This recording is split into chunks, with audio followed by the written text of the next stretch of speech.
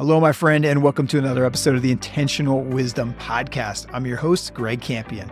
Fired up to have you with me here today. Today's episode is a little bit different than normal. I'm actually not the one doing the interviewing today. I'm actually going to be answering questions today on the topic of how to start a podcast. That topic is something that is very near and dear to me. I've been creating podcasts since 2018, both on the professional side and on the personal side. So I've got lots of views on this topic, everything from mics and webcams to editing software to distribution.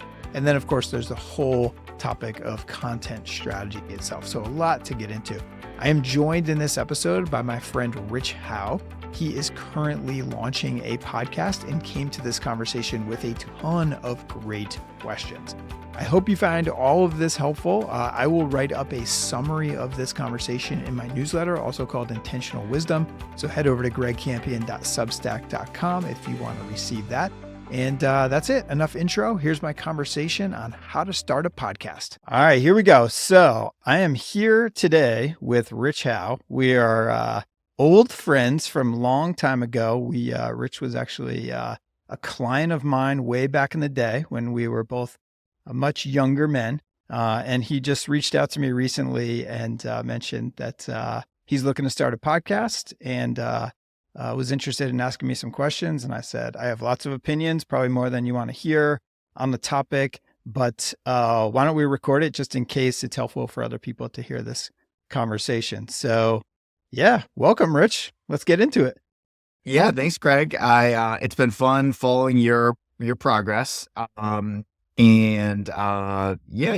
your newsletter, love your podcast. And so I'm going to be starting a podcast. And so I figured I would reach out and kind of figure out the lessons that you've learned. And it's funny, I was looking back at the podcast that you've done. And, one of my questions is, do you post on YouTube? And I found out that you do.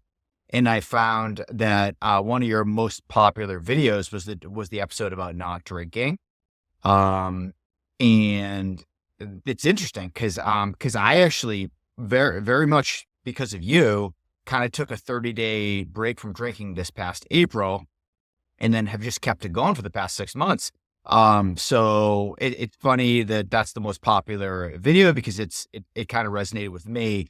And so, yeah, appreciate all you did. I just added a few more podcasts. I was going through your library and there's one that's like how not to have a heart attack. So I'm like, I should probably listen to that. So I added that to my queue. So I'm going to listen to that one next. But nice. Yeah, thanks for doing this, man. I really, really appreciate the time. Cool. Well, I appreciate all that. And let's dive in. So tell me where you're starting, what you're thinking about, why you want to start a podcast and where you are. And then, let's fire away with questions. And I'm sure I'm going to have questions for you too. But where do you want to start? Definitely. Yeah. So my business is, I run a newsletter business. So I have a free offering and then I also have a paid version. And so that's what I do for my business. It's focused on a little niche of the stock market called stock spinoffs, when public companies break up into two or more. For a variety of reasons, those are interesting. That's the niche that I focused on. And I am, I guess the reason why I want to start a podcast is because I think that it would help me generate, new content and potentially increase the top of my funnel, my sales funnel. So the way it works is I usually publish articles or threads on Twitter or on my website. People find my site through Google or through Twitter, sign up for my free email list, and then eventually they come on and some of them subscribe to become a paid subscriber. So part of my interest in starting a podcast is because get my name out there. This is stuff that I'm doing anyway, so it's not like I'm doing this analysis anyway. So it'll give me an opportunity to basically share my analysis, my knowledge in another format other than in text. So it would be video and then audio, obviously. So that's the idea number one, kind of get my name out there a little bit further. The idea number two is that there's a lot of people, like a lot of professional fund managers, that don't necessarily focus on spinoffs, but do own a spinoff that they're really excited about. And by interviewing them, so it'll mainly be an interview podcast, Mm-hmm. I can talk about names that they're excited about. And so the benefit there will be I can meet other fund managers that are excited about a spinoff. I myself can learn from their knowledge and their perspective. And then it's a win for them because then they get to get their name out. I'm going to send, the podcast interview out to my 4,000, email subscribers. I'm going to share it on Twitter. So it's kind of like a win-win where I get to gain some knowledge and then they get to connect with investors that might be interested in investing in their fund. So that's kind of the high level. Mm-hmm.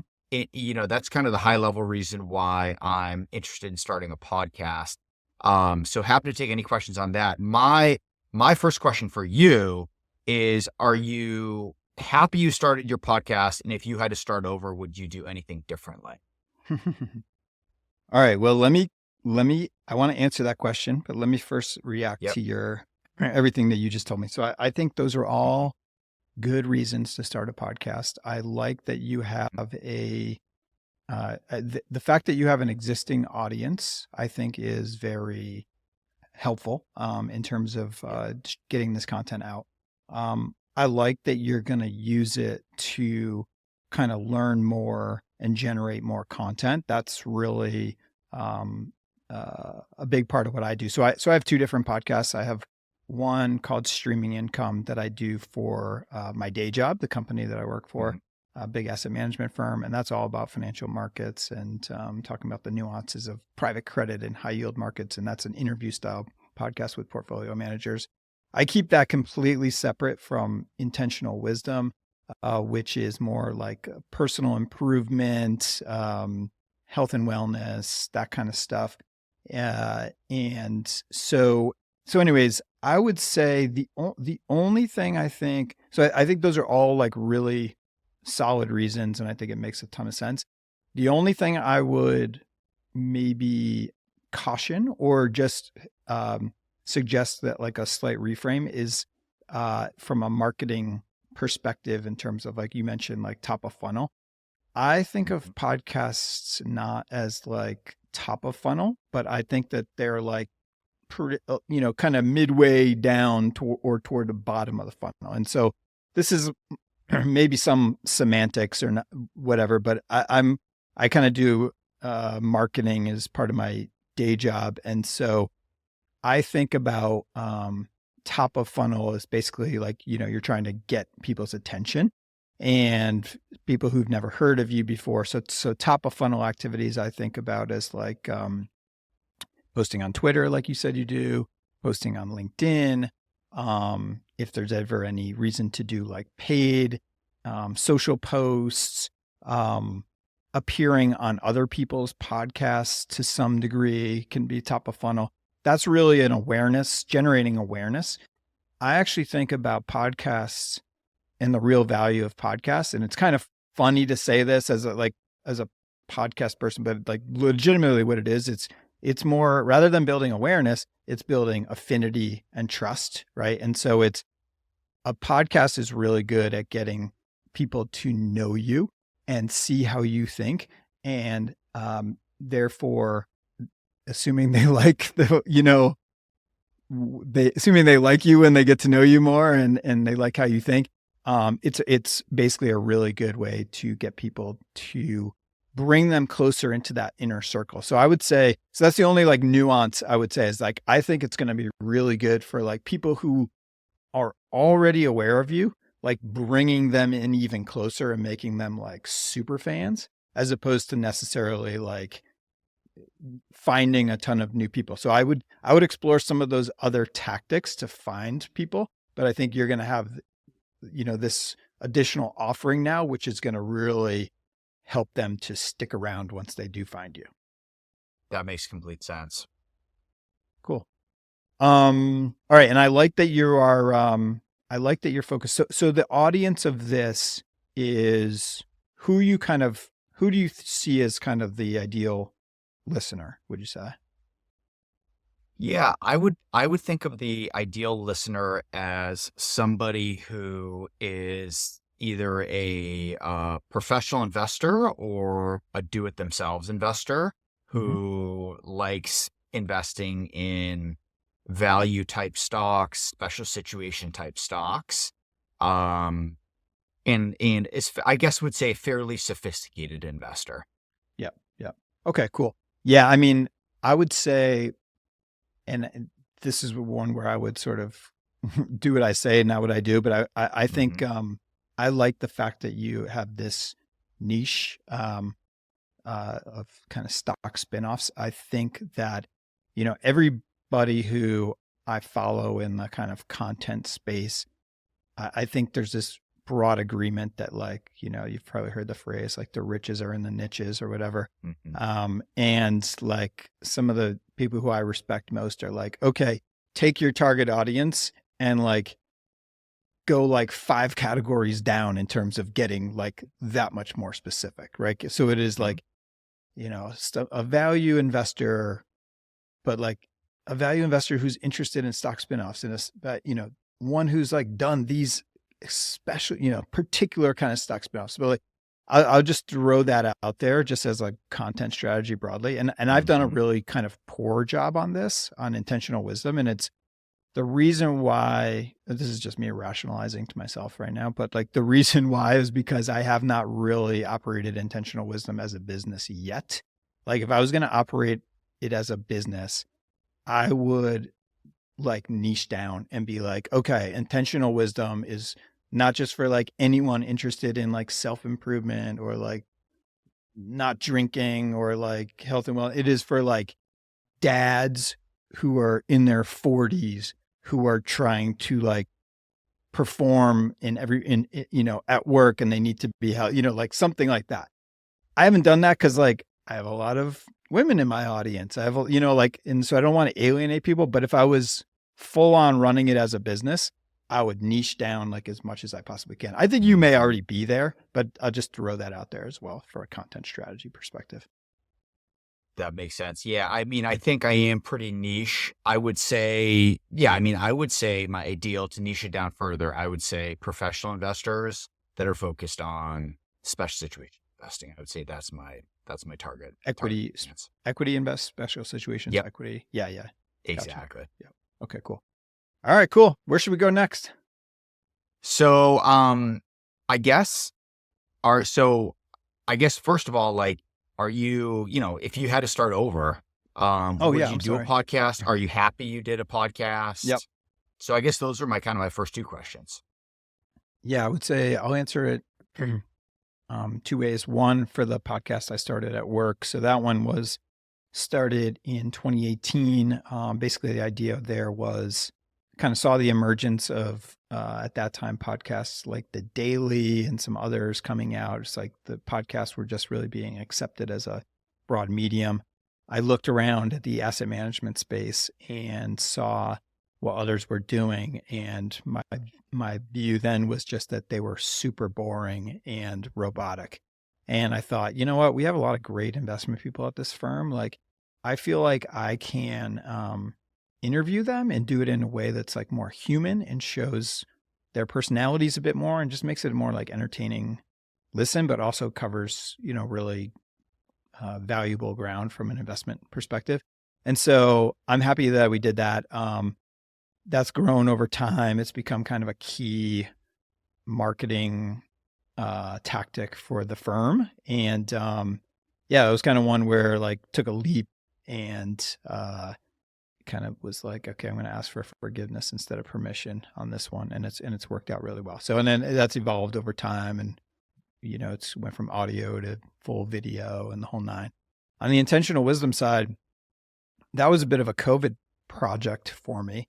So like everyone, kind of stuck at home, and I had started writing the newsletter, was growing a following from a newsletter standpoint. And I had this experience from the professional side where I was creating podcasts, and I said, I'd like to do this on the personal side as well. And I would say, similar to what I said, like, I don't think it's necessarily been this like massive growth engine for me, but I think that's probably because I haven't treated it like a business. Like, I haven't been like really regimented with my recording and publishing schedule. I think if you're trying to grow it as a business, you need to do that. Like, volume kind of matters. But what I love about it, and two things really. One is I do think it's helped my audience to get to know me better. And I definitely have that phenomena happen all the time where like people feel like they know me, and which is cool because it's like as I'm sure you'll be like, I'm very much myself on the podcast, and this is how I talk in normal life and all that kind of stuff. And so to me, it's cool to like connect with people. And like, to me, like it's really rewarding to help people. And the stuff I talk about, as it's like you said, it's experimenting myself with not drinking or working on my VO2 max or, different efforts like that. And it resonates with a lot of people. And I get a lot of great emails back from people and say that, that they're trying this now and stuff like that. So to me, just like personally, it's rewarding. And then the other thing I'll say, and this I think could be relevant to yours, is that it's been really amazing and cool to see like who you can connect with from a guest perspective. Like, I would have no other reason on earth probably to be able to have conversations with like the CEO of Athletic Brewing or, the number of like Peloton instructors that I've had on and stuff like that. And it's like having a podcast almost gives you an excuse to like reach out to these like really impressive people. So I think there is an element that you need to have maybe we'll talk a little bit about this, but there's an element of it needing to sort of look and feel professional enough so that when you like reach out to like, let's say, I don't know, the CEO of some, big, like Oak Tree or something like that. And you're like, these guys are masters of special sits. Like, I want to talk to them. Like, it'd be amazing to have them on my podcast or whatever. Like, you want them, like, when they go do their due diligence on you, to be like, oh, okay, yeah, this guy's the real deal. Like, they'll probably check out some of your other episodes. They might check out your website or your social handles. So that's in the back of my mind a little bit. Like, I want stuff to like look and feel professional. And we can talk a little bit about like how you can do that as well. Great. Yeah, that's awesome. I think one thing that is I'm kind of jealous of your podcast is that you get to basically like kind of follow your interests. So I'm a 40-year-old dad too. So I'm interested in a lot of the same things. Not surprising. Like, I'm interested in, DEXA scans and VO2 max and like golf. Like, I read John Sherman's 4 Foundations of Golf, and like it revolutionized the way that I thought about golf. And then you interviewed Yeah. John, and there's so much that he shared that is so simple, and I just wish I knew that about golf earlier. So it's been fun to follow along to who you're interviewing, and it's really cool that you can basically just follow your own interests and then get really interesting guests to come on the podcast to talk about what you're interested in. Okay, so more kind of nuts and bolts. Any software, mics, webcam, lighting, host, stuff like that. Like, what would any strong opinion there, I guess? All right, so let's go through some of those one by one. So I would say, broadly speaking, I think there's like a real continuum in terms of like the production value and everything like that. And I think I think I'm like, on a scale of 1 to 10, I'm probably at like a 3 in terms of production value. Like, I have not personally invested the money into a studio, probably because I'm too cheap. Like, could my podcast look a lot more professional? If like you're looking at my background right now, I'm sitting in my basement, by the way, and I can turn the camera around and show you what I'm looking at. But I'm sitting in my basement, which is my office / gym. And I have my mic that I'm using is a Shure MV7. I actually have the box right here. This is pretty standard podcast mic. I think a lot of podcasters use it. It's USB, just plug it right into your computer and it works basically.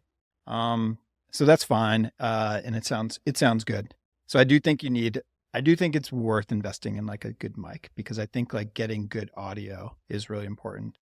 I just have wired earbuds that I plug right into the laptop. There's different opinions on what you could do this and if this looks bad from like a visual perspective, but to me, I'm okay with this. So, other people want to not have that look, and there's other options for that.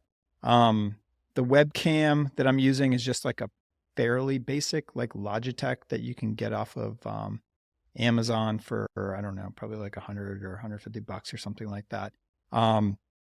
Again, all of this stuff, you can go like next level. And it's kind of like, how much do you want to spend? And like, what is the like sort of good enough production value that you're going to be happy with? Like personally, I think, especially in your space, like the content itself is much more important than the production, but people do look at it. Like I said, like they'll go to your website and they want to, and they'll go to your YouTube channel or whatever, and they'll see like, is this legit or not? Like, so, I'm sure I've had guests that I've tried to get on the show before, and they looked at my production and they were like, this guy's sitting in his basement. So I'm sure I've lost people because of that.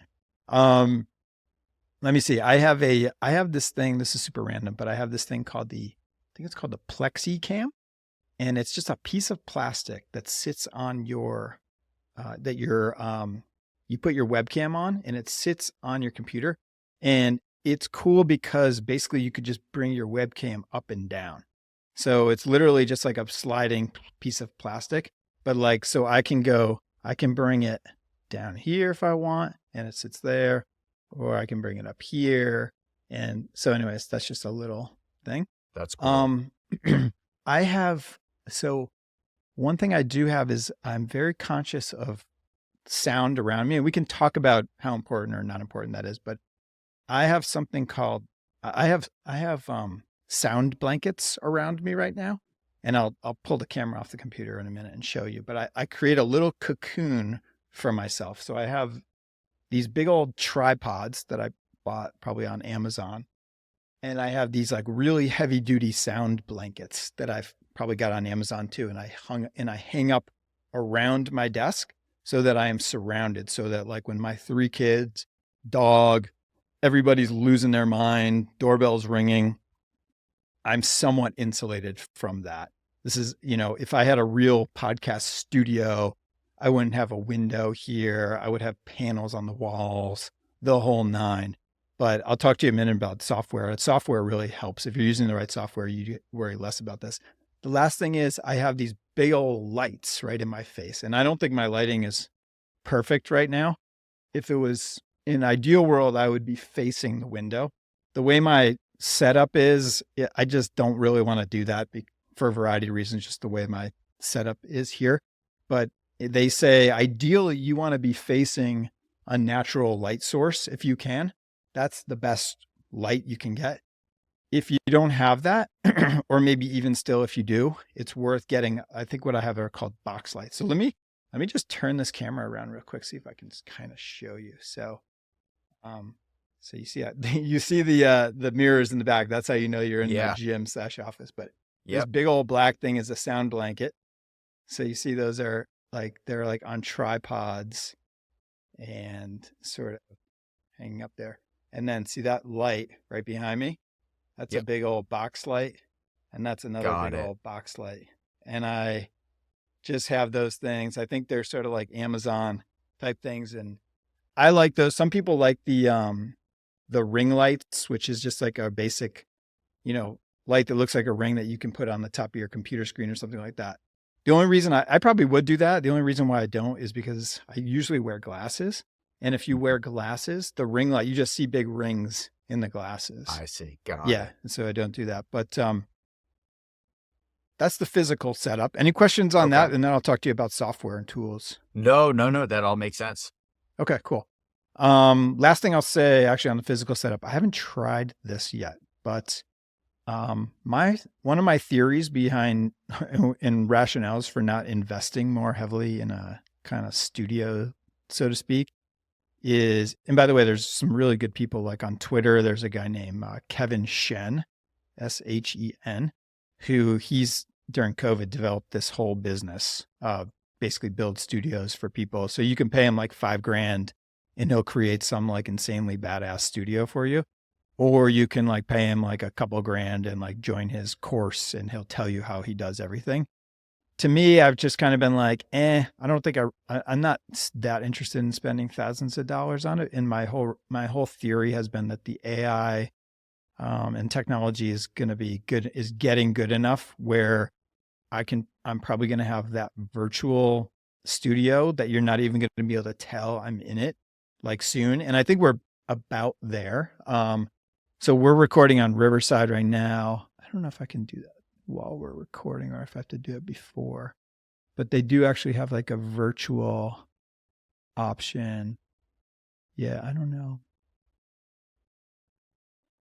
I don't know if I can do it right now. You might have to do it like when you come in or something like that. But I actually just bought on Amazon a like $20 or $30 green screen. And this is another thing that sits on a tripod. It's literally just like a green sheet and it sits on a tripod.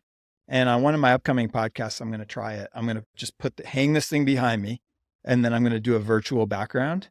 And then I'm going to see like, does that actually look good? Because right now, when I try the virtual backgrounds, it's a little weird looking. You can like when I move my head, like you see how it says Charlotte on that poster behind me, like, yep, like you'll see it for like half a second or something. Right. And so I that to me is worse than having what I have now.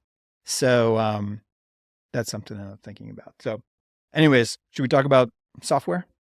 Yes. All right.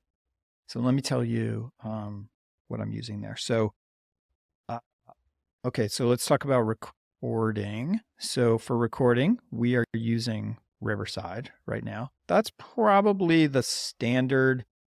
There's a few others that I've used over time, and I'm even blanking on their names right now, to be honest with you. I feel like Riverside has kind of become the standard. So I think like probably like most big podcasters are using Riverside.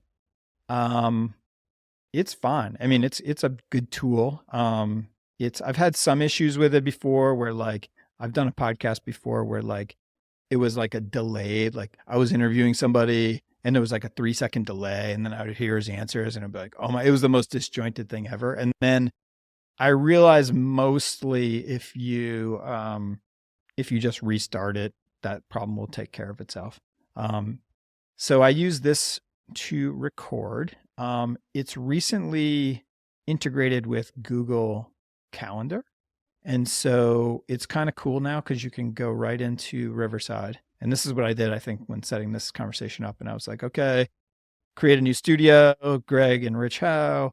And then it was like, schedule this. And then it like links to your Google Calendar. And like, I can literally send you like a Google Calendar invite straight from there that has the link to join. And I think it probably even had some, like tips or whatever for, how to avoid echoes and stuff like that. So, yeah. So, I do recommend Riverside for recording. Some people, you may be able to get away with Riverside for editing as well.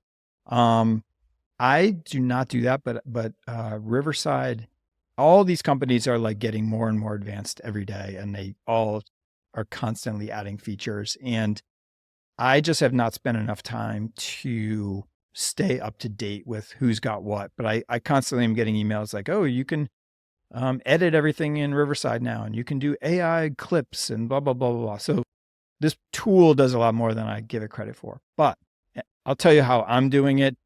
Maybe anybody watching this video can like leave comments or feedback or whatever and tell me that I'm like doing it like a dinosaur or whatever. But this is how I'm doing it. So I record in Riverside.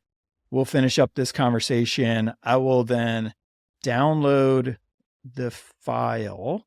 So I'll download the file basically to like my desktop, and then I will upload it to, let me just like one slight nuance. I will download your raw video file and I will download my raw video file. And then I will take both of those and upload them to a piece of software called Descript, which I think is like the most badass tool in podcasting. It takes a little bit of getting used to, you kind of have to train yourself a little bit on how to use it. But essentially, Descript will then take everything that I export from here. It'll instantaneously basically kick out like a full transcript of our conversation.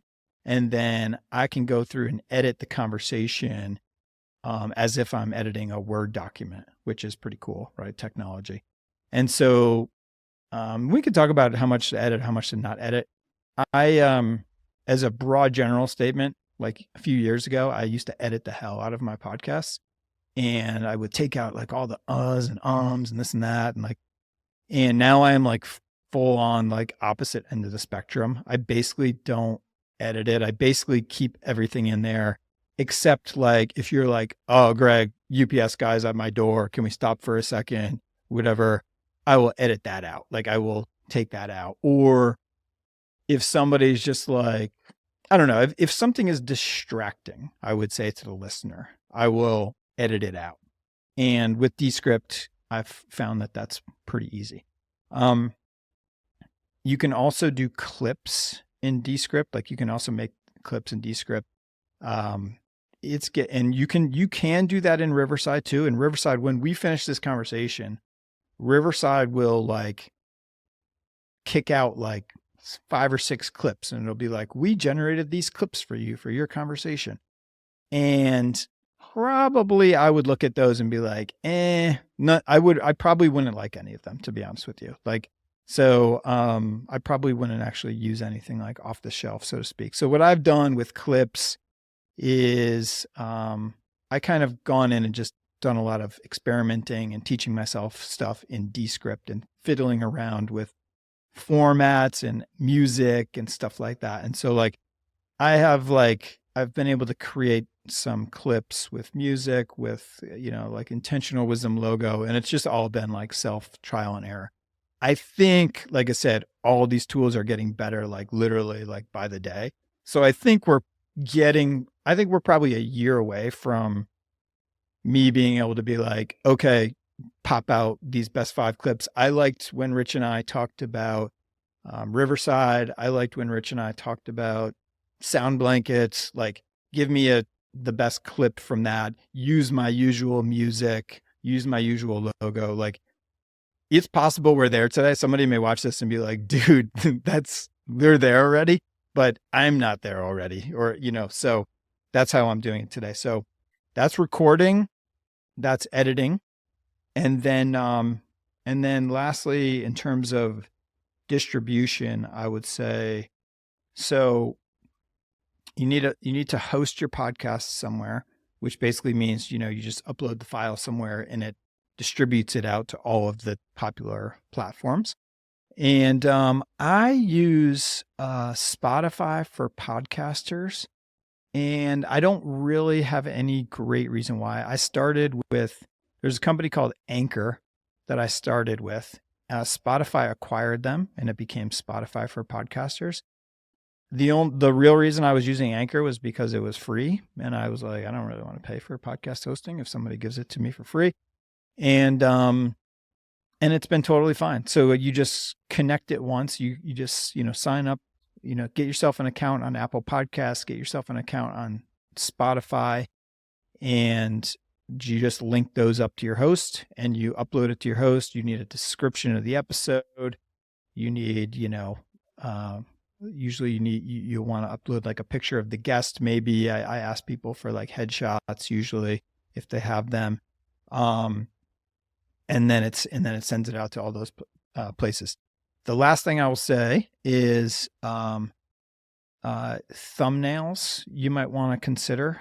So I post my podcast. So the way I do it is I upload it to Spotify for podcasters, and there it gets sent to Spotify, Apple Podcasts, and I think some other random ones like I don't even know what the hell they're called. I can't remember. But there's a bunch of other like random, like there's like a long tail of like random podcast players that it'll like automatically send it out to. I do YouTube separately. Some hosts you can do YouTube on the same thing. I do YouTube separately for whatever reason. And So I will upload a video file separate to YouTube.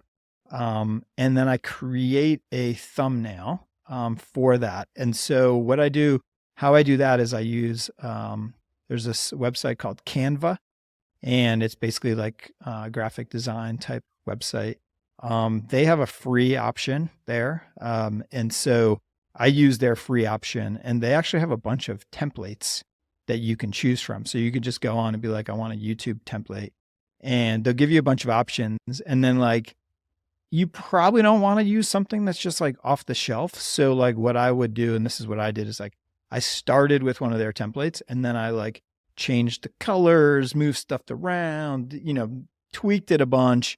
And I had a designer, like off of like Fiverr or one of those websites, like a couple of years ago, give me create a logo for me for Intentional Wisdom. So I have files, so that's upload that to Canva.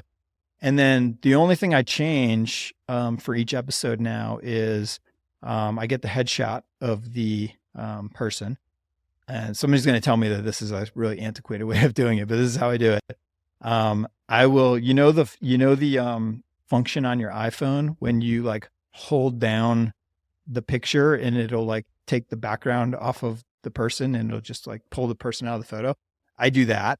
So if you sent me like a headshot, I would send it to myself on my phone. I would hold it down so it pulled you out of there. And then I would just forward that to my email, or I would just copy and paste that right into Canva. And so I put that right onto the Canva thumbnail, and then that's basically it. So anyways, that was a bit long-winded, but I think that pretty much covers the tech that I'm using. That's great. And then Spotify for podcasters, I'll probably use that too, just by default. Seems like the good option that a lot of people use.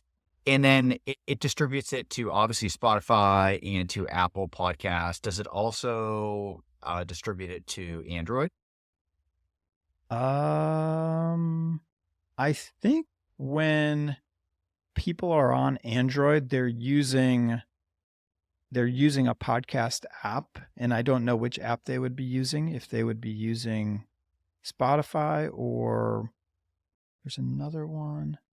I guess it depends on what app. So I would just poke around and they'll tell you, I think they'll tell you on Spotify for podcasters, like which ones they connect to. I mean, but it should be the ones so I'm assuming that Spotify distributes it to wherever people with Android phones get their podcasts. I think makes so. Sense. Yeah. Okay. And then,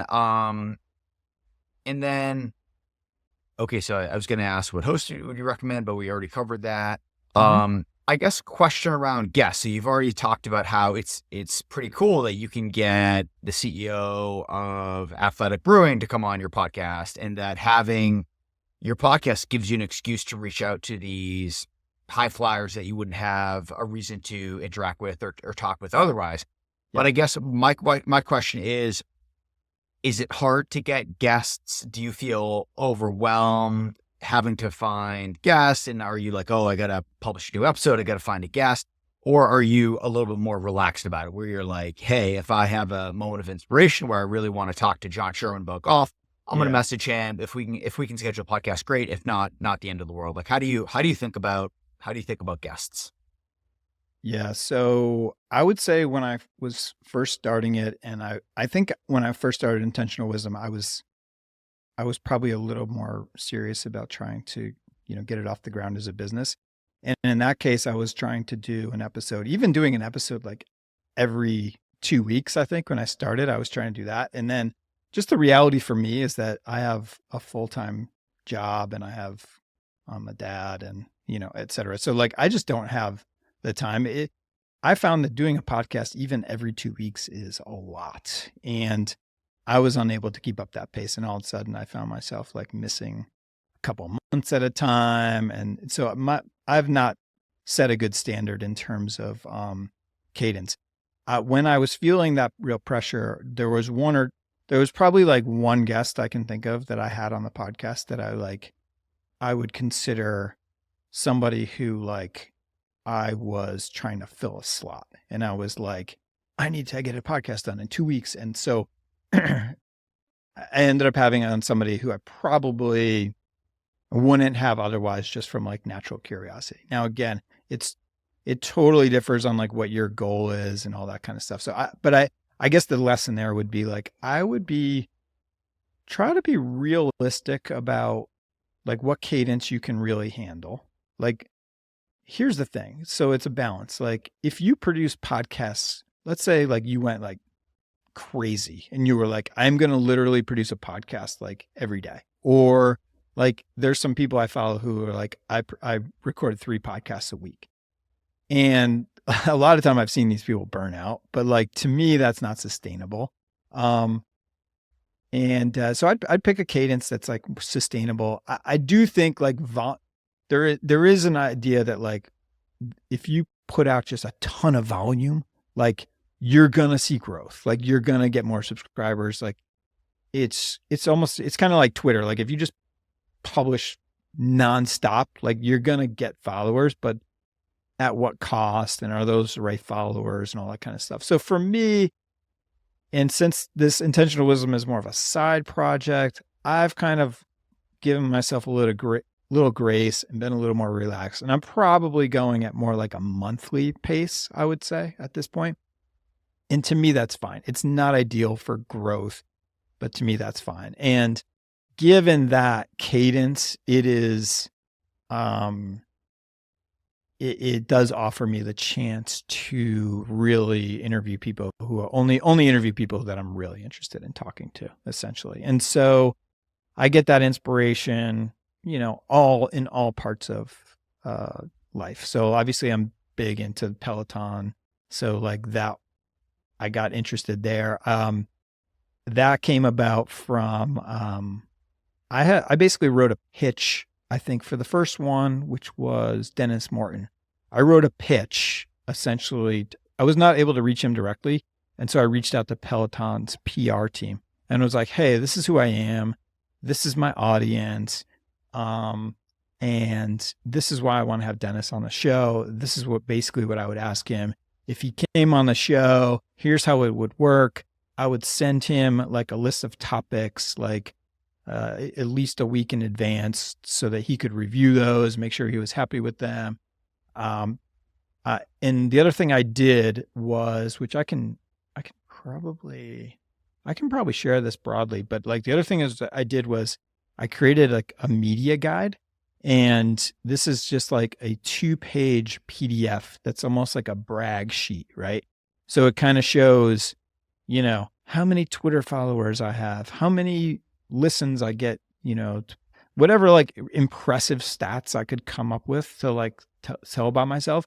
And then also it had some examples of like some like snapshots of Twitter threads that I did with like lots of reposts and stuff like that. And it's like a snapshot. It's like, this is who Greg Campion is, and this is what intentional wisdom is. And these are like all the like, this is like the brag sheet, so to speak. And so I send that along. And so sometimes like PR people will look at that and be like, okay, this is like legit. He's got a media guide, like, and so, so that's a little tip that might help. I mean, honestly, like I feel like a lot of the people that I've reached out to, I've started to go in the direction, I'd say a little bit more of people who aren't on podcasts all the time. And that's like a balance too, because like you can hit up people who are on podcasts all the time. And the good thing about them is that they're usually like good speakers and they're professional. They have a good setup, etc. And, whatever. But I like talking to people as well who aren't usually on podcasts. And like, it's kind of nice to ask somebody who's like, they're kind of like honored to be asked. And like, also just somebody who you're like really curious to. Like, so I guess like one of my things is like somebody who I just would really want to talk to and go have lunch with. And like, these are the questions I would ask them or whatever. The last thing I'll say, I don't know if this is appropriate for you or not, but I enjoy talking with authors, and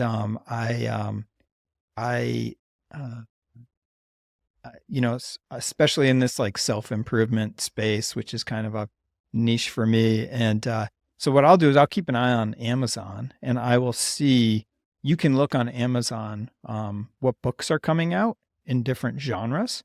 And so I will actually keep an eye on that. And so like I have a guy coming on next week. His name's Oliver Berkman, and I had read one of his books called 4,000 Weeks, like Time Management for Mortals. I saw on Amazon that he was coming out with another book called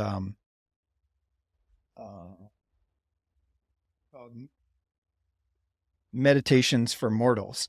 And it's like a 28-day challenge of like, for 28 days in a row, you got to read one chapter, and it's like a little like life lesson or whatever. So I was like, that sounds really cool.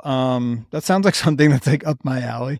So I just reached out to him and I was like, hey, this is who I am. I was like, if you want, like, I'll be a guinea pig for your book, and I'll do like, send me an advanced copy of your book and I'll do the 28-day challenge. And then we'll release the podcast like when your book comes out. How about that? And he was like, great, let's do it. So we're recording that one next week.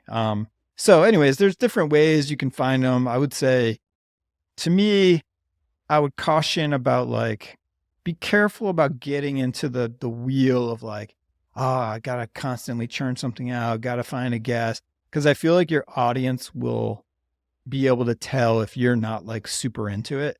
So I'd rather do less, but like ones that you're like, oh my God, I can't believe I get to talk to this person. This is going to be freaking awesome, you know? Totally. Yeah. That's kind of what my approach is going to be. And it's also like, if nobody listens to it, at least I get to have the conversation and I get to learn from this person. Right. And see the world, how they see it. So that makes a lot of sense. I think the last question that I had, unless there's anything that that's obvious that we haven't really chatted about. Yep. And I think you've kind of already covered this a little bit, but just in terms of, so I'm on TikTok, I'm on Instagram, and especially on TikTok, I love TikTok. And like, you'll get the Huberman little podcast clips that come up, or you'll get the Peter Tia little podcast clips that come up. And so I'm wondering, do you do that either for your professional podcast, for your day job, or for intentional wisdom? Like, do you create those little clips and put those out on TikTok and Instagram and or Twitter? Or is that something that you don't really focus on? I do, in different ways. So I'm not a big TikTok guy. I don't, I'm sort of a Luddite, if that's the right word, when it comes to Instagram. I keep saying like, I don't understand how Instagram works, but I think that maybe just it's like my age or something. So I have tended to focus more on for intentional wisdom. I've tended to focus more on Twitter, and I am just starting a LinkedIn presence as well. The only reason I'm not on TikTok is because it's probably I think TikTok would really help from a growth perspective, but I'm like I'm like very cautious just personally about it, because I think some of these things are just like crack cocaine, and I'm worried about like the Chinese government spying on people and like all this kind of stuff. So like I'm sort of anti TikTok just from a personal level, so I don't do that. But Twitter, I'm actually becoming a little bit sketched about too. Like to me, Twitter is becoming like a bunch of like super fringe conspiracy theories type stuff, which is not cool, because I think it's always been probably the best place to actually share ideas. And I think if you traffic in the right circles, I think you can still find the right people there. But to answer your question on clips, so for my day job, I actually have a production company that we work with, who a lot of the stuff that we've talked about, they actually handle for that. So that's a nice thing about being in that professional setting, is that, and they basically are following a similar process to everything we talked about, except everything's a little bit more professional, so to speak. Like they got really nice cameras and all that kind of stuff. So they'll create some clips for me. I usually tell them exactly what parts of the conversation I want to clip, and we'll share that. My company will share those on LinkedIn and sometimes on Twitter and YouTube as well. personally, what I do is I will create clips on Descript to use on Twitter and to some degree on LinkedIn. And also what I have done, and I don't even know if they've actually done this, but like I've actually created clips for Instagram too that I've shared with some of the guests. So sometimes I'll create like a few clips and I'll put them in a Google like transfer file or something, and I'll send the link to the guests and I'll be like, hey, use these or don't use these, whatever. Like, but I thought these were some pretty good clips from the episode. Sometimes if you get like a guest who has like tons of followers or whatever, that can actually be a really great way to promote the conversation. So yeah, but what I would do is, if you end up using Descript, what I would do is I would go on there and I would just fiddle around and I would try to create some templates for yourself so that you don't have to reinvent the wheel every time you want to do a clip. So that's how I would do it. I did at one point, I went down the road of like, I hired a company in India to like do clips for me, and it was fine, but it was just got expensive. And I was like, I didn't think they were that good. And I was like, I could do this myself. So it's just kind of like, I've tried to really keep costs low. So in everything we've talked about today, outside of initial investments in like a mic, some sound blankets, some lighting, a webcam, which you already have, the only things I'm really paying for are the Riverside subscription and the Descript subscription. And those how much are those? Those are like roughly $250 each per year. So it's roughly a $500 investment for that. Got it. Yeah. Yep. Yeah, okay. yeah. And then what about, so I know what your answer is going to be, you don't use Zoom, but what about like recording a podcast interview through Zoom? Is just Riverside a lot easier than Zoom? The reason I ask is I already, pay for Zoom. So that I see. Zoom might be okay. It might be okay. Mm-hmm. Actually, I think you can go direct from Zoom into Descript. I think there's like some kind of a plugin there that may be worth it.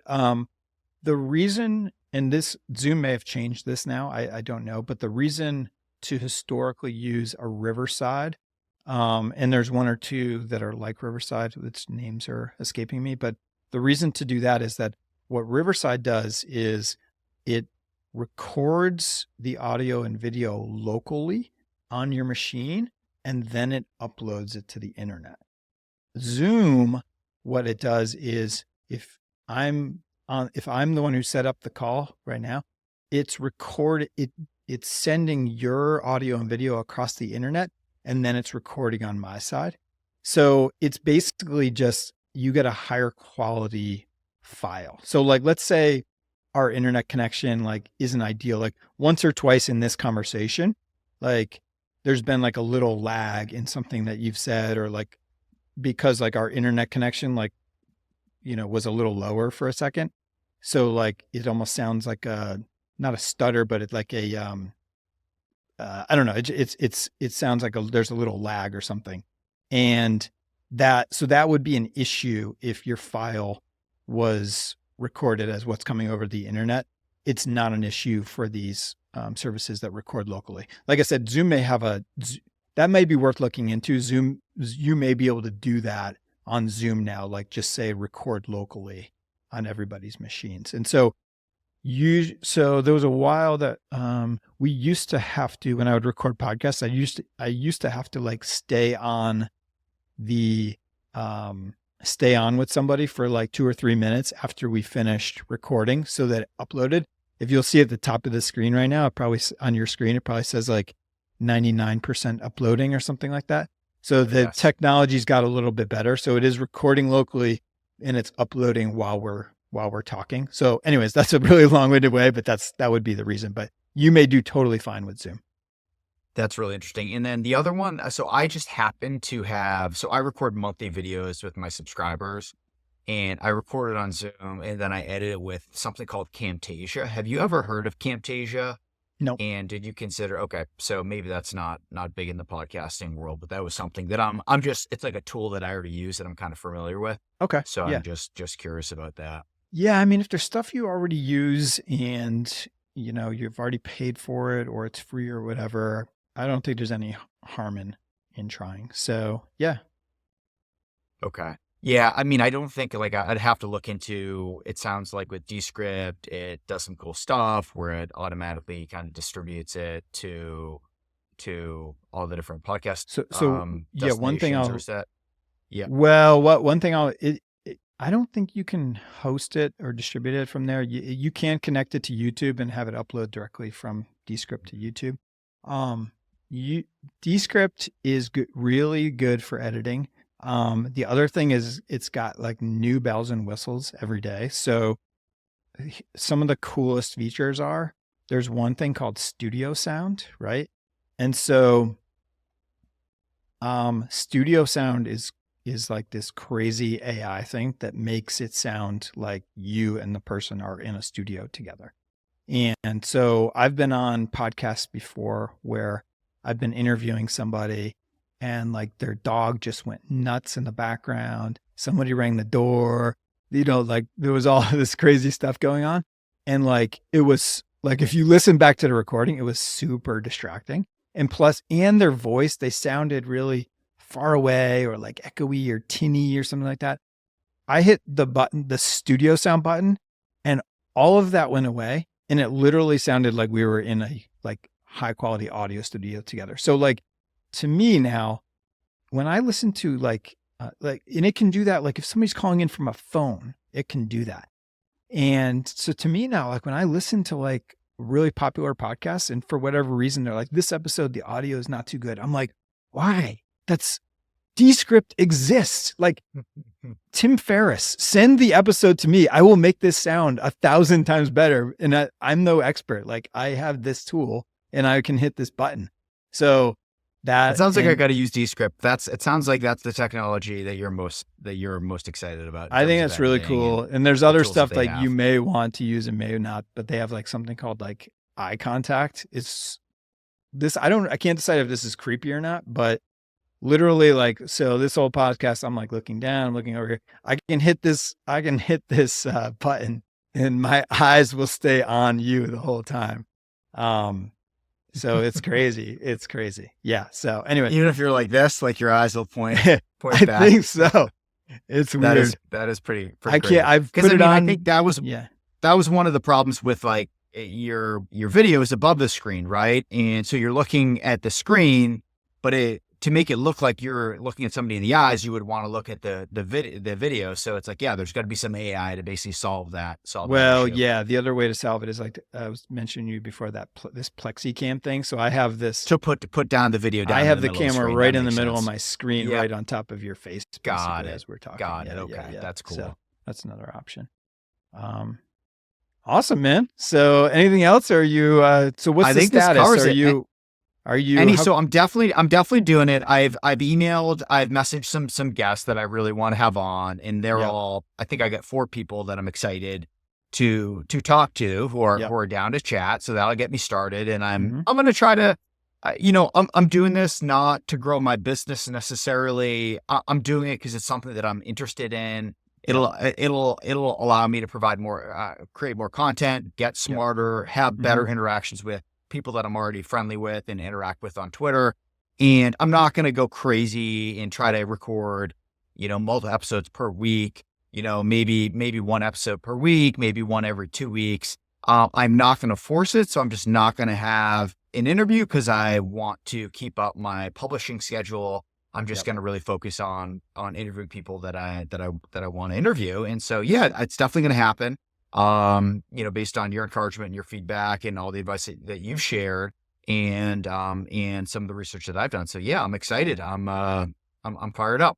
Good, man. Well, good luck. I think it's going to be exciting. I think you're going to find that maybe one of the biggest benefits is that it helps you deepen your relationships with the people that you have on as guests and also your people who already follow your content. I think that like you're going to find that that's one of the real perks, I think. So that's been really cool, is just to make deeper connections with people or make new connections with people. It is amazing. I mean, I love listening to podcasts, and it's like you said, you feel like you know them. Like I feel like I know Tim Ferriss, right? Yeah, for sure. I think he's described how it's pretty creepy because some people come up to him and they're like, "Hey Tim, like I know you." Yeah, you get to his level, but it can get a little creepy, but it's you feel like you hear somebody, you can understand how they think. You listen to a bunch of episodes and you definitely feel like like and trust them, more than otherwise. So yeah, for sure. Well, thank you, man. Really, really appreciate your time, Greg. This is very detailed and got down to the nitty gritty and also higher level philosophical stuff. So I really appreciate you being so thoughtful about this. Awesome, man. And hopefully this is helpful for some other folks who are thinking about starting podcasts and diving in. I'm a big fan. The AI has not completely taken over this yet, although that's a whole separate conversation because it's coming soon. But yeah, man, enjoy it. This was a lot of fun. So appreciate it. All right, there you have it, my friend. Appreciate Rich Howe joining me for that conversation. All of my thoughts on how to start a podcast. So hopefully you like that. And like I said, I'll write up a summary of this conversation and share it with my newsletter subscribers. So head over to gregcampion.substack.com if you want to receive that. I'm also going to put in that article some of my favorite resources on this topic, including some of the podcasts and YouTube videos that have really influenced me. So check that out. That's it for today. Thanks for listening, and I will see you next time.